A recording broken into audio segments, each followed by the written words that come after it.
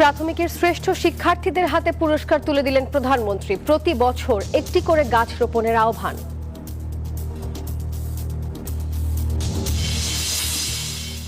চট্টগ্রাম ছাড়া সব বোর্ডে আজকের এইচএসসি পরীক্ষা অনুষ্ঠিত। শিক্ষামন্ত্রীর পদত্যাগ দাবিতে লং মার্চের ঘোষণা।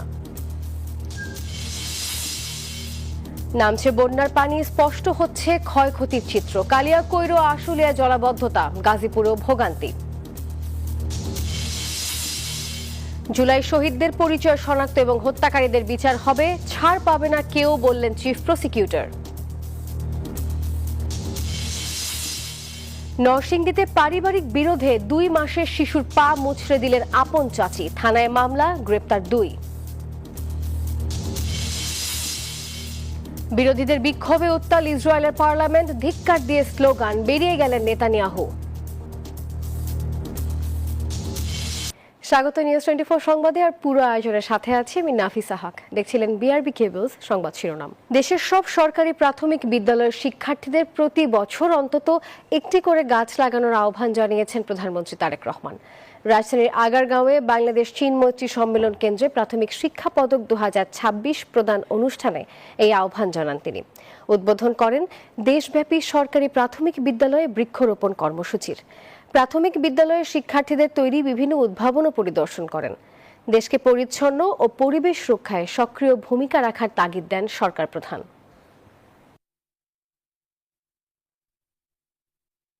একটি জাতির জীবনে যদি এথিক্স এবং ভ্যালুস শিক্ষা থাকে, তাহলেই আমরা একটি শক্তিশালী, সুন্দর, ডিসিপ্লিন একটি জাতি হিসাবে আমরা গড়ে তুলতে পারবো ধীরে ধীরে নিজেদেরকে। আমরা আগামী দিনের সিলেবাসগুলোর মধ্যে আমাদের বিভিন্ন সামাজিক বলেন, ধর্মীয় বলেন, যে এথিক্স বা ভ্যালুস গুলো আছে, পারিবারিক ভ্যালুস বলেন, সামাজিক ভ্যালুস বলেন, ধর্মীয় ভ্যালুস বলেন, এইগুলোকে আমরা ইনক্লুড করতে চাই। আজকে যে সকল প্রাইমারি স্কুলের শিক্ষক উপস্থিত আছেন, আপনাদেরকে এবং আপনাদের মাধ্যমে বাংলাদেশের সকল প্রাইমারি স্কুলের শিক্ষকদের কাছে আমি সহযোগিতা চাইবো যে আসুন আমরা আমাদের বাচ্চাদের মনগুলোতে, সরল মনগুলোর ভিতরে আমরা এই ভ্যালুসগুলো, পারিবারিক সামাজিক যে ভ্যালুসগুলো আছে আমাদের, এই ভ্যালুসগুলোকে আমরা তাদের মনের মধ্যে আস্তে আস্তে দেই। চট্টগ্রাম ছাড়া দেশের বাকি সব বোর্ডে আজকের এইচএসসি এবং সমমান পরীক্ষা অনুষ্ঠিত হয়েছে। এদিকে শিক্ষামন্ত্রীর পদত্যাগ দাবিতে আজও বিক্ষোভ কর্মসূচি রয়েছে শিক্ষার্থীদের।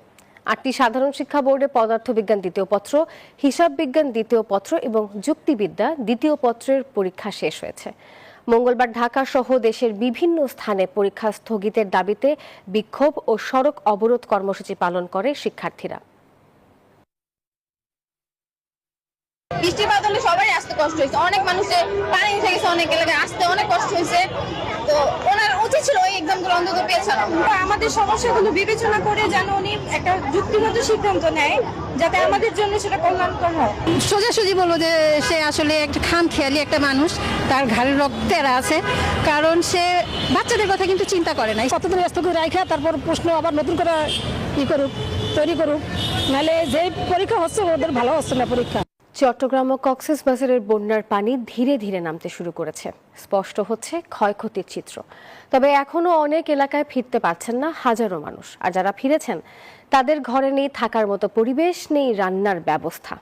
বেশি দুর্ভোগে রয়েছে শিশু আর বয়স্করা। বিশুদ্ধ পানির সংকটে বাড়ছে পানিবাহিত রোগের শঙ্কাও। অনেক এলাকায় এখনো নষ্ট টিউবওয়েল, অচল স্যানিটেশন ব্যবস্থা। কৃষকের জমিতে এখন সবুজ ধানের বদলে কাদার স্তূপ। দিনমজুরের হাতেও কাজ নেই, ত্রাণও অপ্রতুল।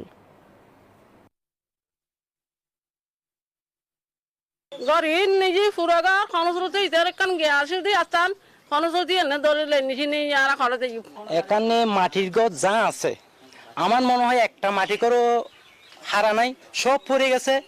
বসবাস অযোগ্য বাড়িঘর বাজে বেগুন সব নষ্ট হয়ে গেছে। আয়া বাজে গালা গালা পানি নিজে না ছিঁড়ে ছিঁড়ে হনবাতা বার্মিক কাজ সরল। দর্শক, বন্যার ক্ষয়ক্ষতির চিত্র নিয়ে আরো জানাতে চট্টগ্রাম থেকে যুক্ত হবে সহকর্মী নয়ন বড়ুয়া জয়। জয়, জানাবেন চট্টগ্রামের বন্যা কবলিত এলাকাগুলোর কেমন চিত্র আপনি দেখছেন এবং একই সাথে ত্রাণ বিতরণের সংগঠন কিংবা প্রশাসন এখনো পর্যন্ত কোনো উদ্যোগ নিয়েছে কিনা? নাফিসা, আপনি যথার্থই বলছেন। ত্রাণ বিতরণ করা হচ্ছে, বিভিন্ন সংগঠন এবং কি ব্যক্তিগতভাবেও কিন্তু ত্রাণ দেওয়া হচ্ছে। তবে পানি নামতে শুরু করেছে, দেখতে পাচ্ছেন এখানে ঘরগুলো কিন্তু পানির নিচে তলিয়ে গেছে, দোকানপাট পানির নিচে তলিয়ে গিয়েছিল, এমনকি সড়কের উপরেও যে আমি বাঁশখালীতে আছি, বাঁশখালীতে এই সড়কের উপরেও কিন্তু হাঁটু কোমর পানি ছিল। তাহলে বুঝতে পারছেন কেমন ভয়াবহতা হয়েছিল। কিন্তু এখন ঘর থেকে পানি নেমেছে, তবে এখনো পর্যন্ত কোনো কোনো জায়গায় পানি আছে। তবে পানিবন্দী মানুষ যারা ছিল তারা কিন্তু ঘরে ফিরেছে অনেকে, আবার আশ্রয় কেন্দ্রে এখন কেউ নেই। তবে হাহাকার দেখা যাচ্ছে ত্রাণের জন্য, যেহেতু পানিবন্দী মানুষ ছিল অনেক বেশি ক্ষতিগ্রস্ত হয়েছে, অনেক বেশি সেভাবে ত্রাণ সামগ্রী সেভাবে আসছে না বলে তারা মনে করছেন। এমনকি যাদের ঘরবাড়ি বিধ্বস্ত হয়েছে, সবচেয়ে বেশি ঘরবাড়ি বিধ্বস্ত আমরা বাঁশখালীতে আমরা ঘুরে যেমনটা দেখেছি, মাটির ঘর বলতে কোনো ঘরে কিন্তু আসলে নেই বাঁশখালীতে, একেবারে বিধ্বস্ত হয়ে পড়েছে। তবে যারা ঘর বিধ্বস্ত হয়েছে তারা কিন্তু ঘর নির্মাণ করতে কিন্তু তাদের সেই সক্ষমতা নেই। তার কারণে কিন্তু আর্থিক সহায়তাটা দরকার। এখনো পর্যন্ত বিভিন্ন জায়গায় চাল দেয়া হচ্ছে সরকারিভাবে, আবার এর আগে শুকনো খাবার দেয়া হয়েছিল। আবার বিভিন্ন সংগঠন যারা আছে তারাও কিন্তু বিভিন্ন জায়গা থেকে ত্রাণ নিয়ে তারা ছুটছেন বানবাসীদের জন্য। তবে ফসলের জমি থেকে শুরু করে মাছের ঘের থেকে শুরু করে কোনো কিছু কিন্তু আসলে নেই, একেবারে বন্যার পানিতে বিলীন হয়ে গেছে। এই ছিল আমার এখানকার সর্বশেষ। ফিরে যাচ্ছে স্টুডিওতে নাফিসার কাছে। জয়, ধন্যবাদ আপনাকে। টানা বর্ষণ এবং অপর্যাপ্ত পানি নিষ্কাশন ব্যবস্থার কারণে আশুলিয়া শ্রীপুর এবং কালিয়াকৈর এলাকায় জলাবদ্ধতা সৃষ্টি হয়েছে। পানির নিচে রয়েছে সড়ক, ঘরবাড়ি এবং ব্যবসা প্রতিষ্ঠান। আশুলিয়া শ্রীপুরে হাসান কলোনি সহ আশেপাশের এলাকায় এখনো হাঁটু সমান পানি ঢুকে পড়েছে ঘরবাড়িতেও। অনেক এলাকায় চলাচলের একমাত্র মাধ্যম হয়ে উঠেছে নৌকা কিংবা অস্থায়ী ভেলা। এদিকে কালিয়াকৈরের কিছু এলাকা থেকে পানি নেমে যাওয়ায় ক্ষতচিহ্ন ভেসে উঠছে, দেখা দিয়েছে বিশুদ্ধ পানির সংকট। এতে বাড়ছে চর্মরোগ এবং পানিবাহিত রোগও।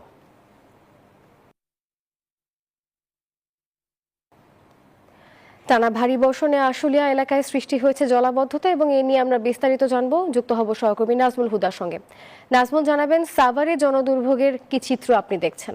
নাফিজা, আপনাকে ধন্যবাদ। আপনি যেমনটি বলছেন, এবং এই মুহূর্তে যদি আপনাদেরকে যে আশুলিয়া শ্রীপুর হাসান কলোনি এলাকায় যেটা আপনাদের যদি একটু দেখায়, যে ভারী বর্ষণে কয়েকদিনের ভারী বর্ষণে তলিয়ে গেছে, এবং তলিয়ে যাওয়ার কারণে এখানকার যে একমাত্র যে সড়ক, সেই সড়কে কিন্তু এখন নৌকা চলছে, এবং সেই সড়কে আপনার যদি দেখায় যে নৌকা দিয়ে এভাবেই আসলে মানুষ যাতায়াত করছেন, এবং আশেপাশে যে ঘর বাড়ি দোকানপাট সব কিন্তু এখন পানির নিচে, এবং এখানকার মানুষ কিন্তু মানবতায় জীবনযাপন করছে। এবং এখন পর্যন্ত আমরা দেখতে পেয়েছি যে সরকারের পক্ষ থেকে যে এই এলাকায় নিম্ন আয়ের যে মানুষ, তাদের যে খাবারের যে সংকট এবং খাবার স্যালাইন পানি, বিশুদ্ধ পানি, সেগুলো কিন্তু পুরোপুরি এখন সংকট, এবং ডায়রিয়া রোগে আক্রান্ত হচ্ছে এখানকার, এবং কলেরা ডায়রিয়া আক্রান্ত হচ্ছে এখানকার, এবং এছাড়াও কিন্তু পানিবাহী রোগে কিন্তু আক্রান্ত হচ্ছে। এবং আমরা সকাল থেকে দেখেছি যারা পরীক্ষার্থী, এবং তারা কিন্তু স্কুলের ড্রেস পরে কিন্তু তারা অনেকেই আবার নৌকা কিন্তু ডুবে গেছে, এই ছোট ছোট ডিঙ্গি নৌকা, সেগুলো কিন্তু আসলে ঝুঁকি নিয়েই আসলে চলতে হচ্ছে। বুক সমান পানির মধ্যে কিন্তু তাদেরকে চলাচল করতে হচ্ছে। এবং আমরা দেখেছি যে এখানকার যে পর্যাপ্ত পরিমাণ যে খাদ্য বা এই ধরনের কোনো আসলে সরকারি সহযোগিতা এখন পর্যন্ত আসেনি, এবং এখানকার মানুষেরা আসলে স্থানীয়রাও বলছেন যে সরকারের পক্ষ থেকে যদি তাদেরকে শুকনা খাবারের ব্যবস্থা করা হতো, তাহলে হয়তো এখানকার কয়েক হাজার মানুষের যে পানিবন্দী মানুষের কিছুটা হলেও উপকার হতো। এবং তারা কিন্তু কয়েকদিন ধরে রান্না করছেন, এবং খোলা আকাশের নিচে তাঁবু টানিয়ে কিন্তু সেখানে তাদেরকে থাকতে দেখা গেছে। এবং আমরা দেখেছি যে তাদের চুলা জ্বলছে না কয়েকদিন ধরে, এবং পানির ভিতরেই কিন্তু তারা মাথায় চৌকি পেতে কিন্তু তাদেরকে থাকতে হচ্ছে। এতে একদিকে ময়লা পানি, অন্যদিকে আসলে মশার কামড়ে আক্রান্ত হচ্ছে। এই ছিল নাফিজা আমার কাছে সাভারের আশুলিয়ার হাসান কলোনির পানির ডুবে যাওয়ার সর্বশেষ খবর। ফিরে যাচ্ছি স্টুডিওতে। নাজমুল, ধন্যবাদ আপনাকে। গাজীপুরের কালিয়াকৈর এলাকায় পানি নেমে গেলেও নতুন করে ভোগান্তিতে পড়েছে এলাকাবাসী। রাস্তায় ময়লা আবর্জনা পড়ে থাকায় বিপাকে পড়েছেন তারা। পানিবাহিত এবং চর্মরোগের শঙ্কায়ও রয়েছেন। পৌরসভা থেকে এখনও এসব বর্জ্য নিষ্কাশনে কোনো উদ্যোগ নেওয়া হয়নি বলে স্থানীয়দের অভিযোগ রয়েছে। সহকর্মী সজীব হোসেনের পাঠানো তথ্য ছবি নিয়ে বিস্তারিত থাকছে ডেস্ক রিপোর্টে। গাজীপুরের কালিয়াকৈর পৌরসভার জলাবদ্ধ এলাকার পানি নেমে যাওয়ায় স্পষ্ট হতে শুরু করেছে ক্ষতচিহ্ন। সড়ক জুড়ে কাদা আর জমে আছে প্লাস্টিক বর্জ্য, ছড়াচ্ছে দুর্গন্ধ, বাড়ছে পানিবাহিত ও চর্মরোগের ঝুঁকি। জলাবদ্ধতার পানি নেমে যাওয়ায় বাড়িঘর, আসবাবপত্র পরিষ্কারে ব্যস্ত সময় পার করছেন এলাকাবাসী। পৌর কর্তৃপক্ষ এ বিষয়ে কার্যকর কোনো উদ্যোগ না নেওয়ায় হতাশ তারা। এমন অবস্থায় এমন কেউ নাই যে ক্ষতিগ্রস্ত হয় নাই। প্রত্যেকের বাড়ি বাড়ি পানি উঠছে, দোকানদারদের অনেক মালামাল নষ্ট হয়ে গেছে। 2-3 ঘন্টার বৃষ্টিতে হইলেই বাড়িঘর দোতলায় যায় বা ঘরের ভিতরে এক কোমর পানি হয়। আমরা দোকানে থেকে দোকানদারি করে পাইতেছি না। এই পানিগুলা মনে করেন যে আমাদের শরীরে গিয়া ঘাও পচা হয়ে গেছে। ড্রেন সমস্যা এবং রাস্তার সমস্যা, এটা বারবার বলার পরে এটা আমাদের সমাধান হয় না। অবশ্য পৌরসভার কর্মকর্তারা বলছেন সড়ক পরিষ্কারে নামানো হয়েছে কর্মী। সকালে কাজ করতেছে, ওরা করবে। এখন আবার সবাই আজকে এক্সট্রা সবাইকে রাখা হয়েছে, দুপুরে সবাইকে বলছে যে দরকার হলে অফিস থেকে লাঞ্চের ব্যবস্থা করে আর বিকেল আবার কাজ। দ্রুত কার্যকর ড্রেনেজ ব্যবস্থা, রাস্তার সংস্কার এবং নিয়মিত বর্জ্য অপসারণের মাধ্যমে জলাবদ্ধতার স্থায়ী সমাধানের উদ্যোগ নেবে কর্তৃপক্ষ, এমনটাই প্রত্যাশা স্থানীয়দের। Desk report, news 24। বর্ষা এলেই ঢাকায় সমন্বয়হীনতার চিত্র স্পষ্ট হয় মন্তব্য করেছেন স্থানীয় সরকার মন্ত্রী মির্জা ফখরুল ইসলাম আলমগীর। আর তিনি বলেন, সমস্যা দীর্ঘকালের পুঞ্জীভূত। রাজধানীর গুলশানে ঢাকা উত্তর সিটি কর্পোরেশনের এক সেমিনারে তিনি এই কথা বলেন। মন্ত্রী আরও বলেন, বুড়িগঙ্গা এবং তুরাগ নদী বাঁচাতে না পারলে ঢাকাকে বাঁচানো সম্ভব নয়। আর সেই লক্ষ্যে বুড়িগঙ্গা, তুরাগ ও শীতলক্ষ্যা নদীকে ঠিক করার চেষ্টা করছে সরকার। এই কাজে সংশ্লিষ্ট সবাইকে একসঙ্গে কাজ করার আহ্বান জানিয়েছেন তিনি। সিটি কর্পোরেশনগুলোকে একটা গভর্নমেন্টে পরিণত করতে না পারি, সরকার হবে সে, এবং সেই নিয়ন্ত্রণ করবে অন্যান্য ডিপার্টমেন্টগুলোকে যেগুলো ঢাকা শহরের জন্য প্রয়োজন। তা না হলে এই সমস্যার সমাধান সহজে হবে না। আমরা এটাকে নিয়ে সিরিয়াসলি চিন্তা করছি। জুলাই গণ অভ্যুত্থানে 1400 শহীদের পরিচয় শনাক্ত এবং হত্যাকারীদের বিচার করা হবে জানিয়েছেন চিফ প্রসিকিউটর আমিনুল ইসলাম। আরও জানান, গণহত্যার সঙ্গে জড়িত কেউই ছাড় পাবে না, আর তারা যতই প্রভাবশালী হোক না কেন প্রত্যেকের বিচার নিশ্চিত করা হবে। রাজধানীর রায়ের বাজার বুদ্ধিজীবী কবরস্থানে জুলাই শহীদদের গণকবর জিয়ারত শেষে তিনি এসব কথা বলেন। যে কোনো প্রয়োজনে প্রসিকিউশন বিভাগের সঙ্গে যোগাযোগের আহ্বানও জানান চিফ প্রসিকিউটর। কোনো অপরাধী যাতে পার পেয়ে না যায়, আমরা সেইভাবে আমরা কাজ করছি। আমরা আপনাদের মাধ্যমে আমরা জাতিকে প্রতিশ্রুতি দিতে চাই যে এই গণহত্যার সাথে যারা জড়িত, রাষ্ট্রের যত বড় ব্যক্তি হোক, রাষ্ট্রযন্ত্র যারাই জড়িত থাকুক, আমরা আমাদের ইনভেস্টিগেশন, আমাদের প্রসিকিউশন টিম এই প্রত্যেকটির বিচার ইনশাআল্লাহ আমরা বাংলার মাটিতে নিশ্চিত করব। জুলাই গণ অভ্যুত্থানে শহীদদের হত্যাকাণ্ডে জড়িতদের আইনের আওতায় এনে দ্রুত বিচারের দাবি জানিয়েছে জুলাইয়ে নিহতদের পরিবারের লোকজন। বুধবার জাতীয় প্রেস ক্লাবে বাংলাদেশ সুশীল ফোরাম আয়োজিত শহীদ আবু সাইদ হত্যা এবং জুলাই যুদ্ধে শহীদদের স্মরণে আলোচনা সভায় এই দাবি জানান তিনি। অভিযোগ করেন, 2 বছর পেরিয়ে গেলেও এখনও জুলাই গণ অভ্যুত্থানে শহীদদের হত্যাকাণ্ডের বিচার সম্পূর্ণ হয়নি। আবু সাইদের বিচার যদি নিশ্চিত না হয়, তাহলে এই বাংলাদেশে হয়তো বা মানুষ ন্যায় বিচারে এই বাংলাদেশে প্রতিষ্ঠিত হবে, এটা মনে হয় না। এই বিচারের জন্য এখন রাস্তায় রাস্তায় ভিক্ষুক যেভাবে বসে থাকে, তার চাইতেও আমাদের এখন খারাপ অবস্থা। প্রেমের প্রস্তাবে রাজি না হওয়ায় 17 বছর আগে পিরোজপুরের কলেজ ছাত্রী ঝর্ণা রানীকে হত্যা মামলায় আসামি লিটন মণ্ডলের ফাঁসির রায় বাতিল করে খালাস দিয়েছে হাইকোর্ট। সন্দেহাতীতভাবে প্রমাণিত না হওয়ায় আসামিকে খালাস দেয় আদালত। বুধবার বিচারপতি ভীষ্মদেব চক্রবর্তী ও বিচারপতি কে এম রাশেদুজ্জামান নেতৃত্বাধীন নারী ও শিশু নির্যাতন মামলার জন্য গঠিত হাইকোর্টের বিশেষ বেঞ্চ এই রায় দেন। এর আগে 2019 সালের 27 জুন লিটন মণ্ডলের ফাঁসির আদেশ দেয় জেলার নারী ও শিশু নির্যাতন দমন ট্রাইব্যুনাল। 2009 সালের 14 মে ঝর্ণাকে অপহরণের অভিযোগ ওঠে লিটনের বিরুদ্ধে। নরসিংদীতে পারিবারিক বিরোধের জেরে 2 মাস বয়সী শিশুর পা মুচড়ে দিয়েছে তারই আপন চাচি। এমন নিষ্ঠুর মর্মান্তিক আচরণের ভিডিও সামাজিক মাধ্যমে ঝড় তুলেছে। এই ঘটনায় পরিবার অভিযোগ করতে না চাইলেও 3 জনকে আসামি করে মামলা দায়ের করেছেন উপজেলা প্রবেশন অফিসার। মামলার পর চাচি লতা বেগম ধরাছোঁয়ার বাইরে থাকলেও 2 জনকে গ্রেপ্তার করেছে পুলিশ। হৃদয় খানের পাঠানো তথ্য ছবি নিয়ে ডেস্ক রিপোর্টে থাকছে বিস্তারিত।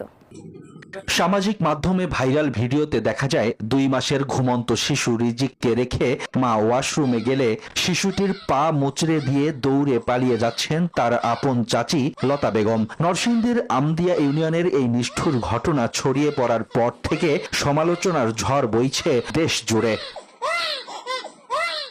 51বর্তী পরিবার হওয়ায় অভিযোগ করতে নারাজ শিশুটির বাবা মা। পরিবারের দাবি, ঘটনা ঘটলেও শিশুর পা ভাঙেনি, পারিবারিকভাবে বিষয়টি মিটমাট হয়ে গেছে। আমার বাচ্চার কোনো পা কোনো কিছু ভাঙে নাই, আমার বাচ্চা পুরোপুরি সুস্থ আছে। কিন্তু আরেকটা ব্যাপারে যেটা ওই যে পা যে মোচড়া দিছে আপনার ভিডিও যেটা দেখছেন, আসলে এটা কে বা কারা করলো এই বিষয়ে আমরা জানি না। তবে মাসুম শিশুর উপর নিষ্ঠুর আচরণ মেনে নিতে পারছেন না এলাকাবাসী। দোষীদের শাস্তির দাবি তাদের।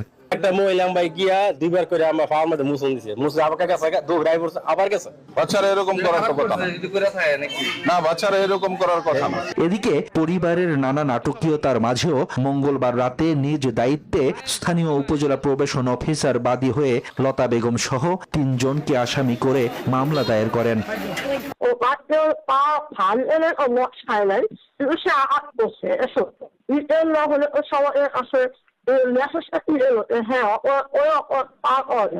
পুলিশ বলছে মোবাইল জব্দ সহ লতার বাবা ও স্বামীকে গ্রেপ্তার করেছে পুলিশ। মূল অভিযুক্তকেও গ্রেপ্তারে অভিযান চলছে। ওই মোবাইলটা আমরা জব্দ করছি, মোবাইলটা আমরা দেখতেছি, মোবাইলটা দেখার পর আমরা বিস্তারিত বলতে পারবো। জিজ্ঞাসাবাদের জন্য ওর বড় ভাইকে আমরা নিয়ে গেলাম, অভিযোগ সাপেক্ষে আমরা পরবর্তী ব্যবস্থা গ্রহণ করব। শিশুর উপর অমানবিক আচরণের দৃষ্টান্তমূলক শাস্তির দাবি এলাকাবাসীর। Desk report, news 24। ব্যাংক থেকে মাসে 3 বারের বেশি টাকা তুলতে গুনতে হবে মাসুল। নিষ্ক্রিয় অ্যাকাউন্ট চালু করতেও দিতে হবে ফি। আর এছাড়া ঋণ প্রক্রিয়াকরণ, এলসি খোলা সহ বিভিন্ন সেবায় বাড়তে পারে চার্জ। গ্রাহক সেবায় বাড়তি টাকা আদায়ের এমন প্রস্তাব দিয়েছে বাণিজ্যিক ব্যাংকগুলোর সংগঠন এবিবি। আর এতে উদ্বিগ্ন সাধারণ গ্রাহকরা। বিশ্লেষকরা বলছেন, এই প্রস্তাব যদি বাস্তবায়িত হয় তাহলে ব্যাংক ব্যবস্থা থেকে সাধারণ গ্রাহকরা মুখ ফিরিয়ে নিতে পারে। তবে অযৌক্তিক ব্যয় বাড়ে এমন প্রস্তাবে সায় দিচ্ছে না বাংলাদেশ ব্যাংক। আবি আব্দুল্লাহর রিপোর্ট। বর্তমানে একজন গ্রাহক যত খুশি ততবার তার ব্যাংক অ্যাকাউন্ট থেকে টাকা তুলতে পারেন, কিন্তু সেই সুযোগ সীমিত করতে চায় বাণিজ্যিক ব্যাংকগুলো। ব্যাংকের কাউন্টার থেকে মাসে 3 বারের বেশি টাকা উত্তোলনে 100 থেকে 300 টাকা পর্যন্ত চার্জ বসাতে চায় এবিবি। নিষ্ক্রিয় অ্যাকাউন্ট চালু করতে নিতে চায় 500 টাকা। বাংলাদেশ ব্যাংকে জমা দেওয়া প্রস্তাব বাস্তবায়িত হলে ঋণ প্রক্রিয়াকরণ, পুনঃতফসিল ও আগাম ঋণ পরিশোধের ফি হবে 4 গুণ। এলসি সংশোধন ফি দ্বিগুণ বেড়ে হবে 1,500 টাকা। পে অর্ডার ইস্যু করতে গুনতে হবে 500 টাকা। এছাড়া cheque return, stop payment, bank guarantee commission সহ 14টি সেবায় অস্বাভাবিক হারে বাড়বে সার্ভিস চার্জ। এটা কিন্তু নর্মাল প্র্যাকটিস ইন্টারন্যাশনালি। এখন তুমি বলতেছো এটা বিজনেস হাউসের জন্য এটা কি বেশি হয়ে যাবে? হ্যাঁ, যদি ইন্টারেস্ট রেট হাইয়ে থাকে আর এটা যদি চার্জ এক্সট্রা হয় তাহলে কিন্তু প্রবলেম। ব্যাংকের এমন অতিরিক্ত মাসুলের প্রস্তাবে অসন্তোষ ও উদ্বেগ দেখা দিয়েছে সাধারণ আমানতকারীদের মাঝে। যে সেবাগুলো দিচ্ছে এরা তো লাভ বা বেনিফিট যেগুলো সেগুলো তো কাটেই দিচ্ছে, এখন যদি আরো সেটা বেশি করে তাহলে গ্রাহকদের উপর একটা প্রেশার ক্রিয়েট হচ্ছে। অল্প আমানত যাদের কোনো কারণে 3 বার তোলা লাগলে 5 বার তোলা লাগলে তাদের যদি খরচ হয় তাহলে এটা তো তাদের জন্য অবশ্যই বাড়তি চাপ। ব্যাংকিং চার্জ বৃদ্ধি সীমিত আয়ের গ্রাহকদের উপর বাড়তি চাপ তৈরি করবে, ব্যাংকিং সেবায় কমবে আগ্রহ, বলছেন বিশ্লেষকরা। শিডিউল অফ চার্জেস এর যে প্রস্তাবনা এটা খুবই বেশি এবং এখানে ব্যাংকিং সেবার যে গণ্ডি এটা আসলে সীমিত হবে আরো। তবে ব্যাংকগুলোর এমন প্রস্তাবে আপাতত সায় দিচ্ছে না কেন্দ্রীয় ব্যাংক। মুখপাত্র বলছেন, গ্রাহকদের উপর অযৌক্তিক চাপ তৈরি হয় এমন সিদ্ধান্ত নিবে না তারা। সময় যদি ব্যাংকগুলো গ্রাহকদের উপর বাড়তি বিভিন্ন ধরনের ফি বা চার্জ আরোপ করে, সেটা সাধারণ মানুষকে ব্যাংকের প্রতি একটা অনীহার সৃষ্টি করবে। অবশ্যই বাংলাদেশ ব্যাংক এই ধরনের সিদ্ধান্ত নেওয়ার ক্ষেত্রে কয়েকবার চিন্তা করবে বিষয়। পরিচালন ব্যয় সমন্বয়ের নামে আমানতকারীদের উপর যেন বাড়তি চাপ না আসে, কেন্দ্রীয় ব্যাংকের চূড়ান্ত নীতিমালায় সেই সুরক্ষা চান গ্রাহকরা। আবি আব্দুল্লাহ, নিউজ 24, ঢাকা। এবার আন্তর্জাতিক সংবাদ। বিরোধী এমপিদের হট্টগোল এবং স্লোগানের মুখে ইসরায়েলি পার্লামেন্ট থেকে বেরিয়ে গেলেন প্রধানমন্ত্রী বেনিয়ামিন নেতানিয়াহু। হট্টগোলের শুরু একটি আইন পাশ করা নিয়ে, যেখানে বলা হয় ইহুদি যুবকদের সশস্ত্র বাহিনীতে যুক্ত হওয়া বাধ্যতামূলক নয়। চূড়ান্ত ভোটাভুটির আগে ইসরায়েলের পার্লামেন্ট নেসেটে প্রবেশ করেন নেতানিয়াহু, আর তখন বিরোধী এমপিরা ক্ষোভে ফেটে পড়েন। এক পর্যায়ে পার্লামেন্ট থেকে বেরিয়ে যান ইসরায়েলের প্রধানমন্ত্রী। পরে অবশ্য তার অনুপস্থিতিতেই বিলটি 58-54 ভোটে পাশ হয়।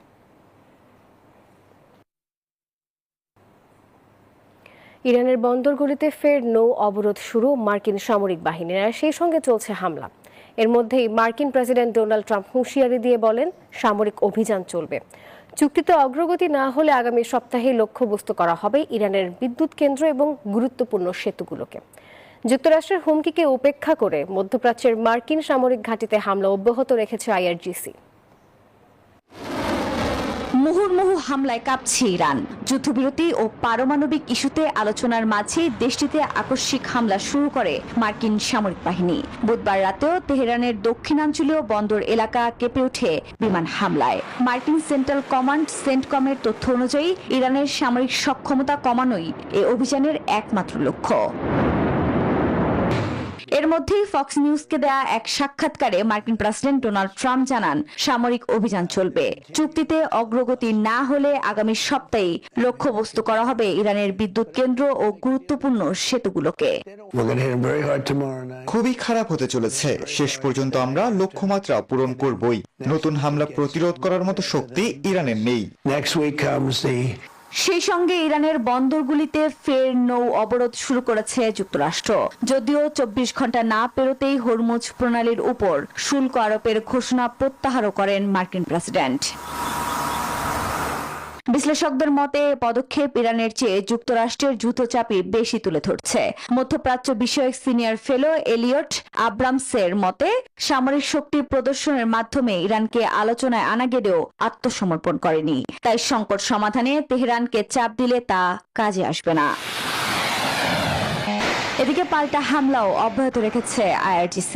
বুধবার রাতে জর্ডানে মার্কিন ঘাঁটি লক্ষ্য করে হামলা চালানো হয়। অভিযান চলে কুয়েত ও বাহরাইনের ঘাঁটি লক্ষ্য করেও। আফরিন মৌ, নিউজ 24।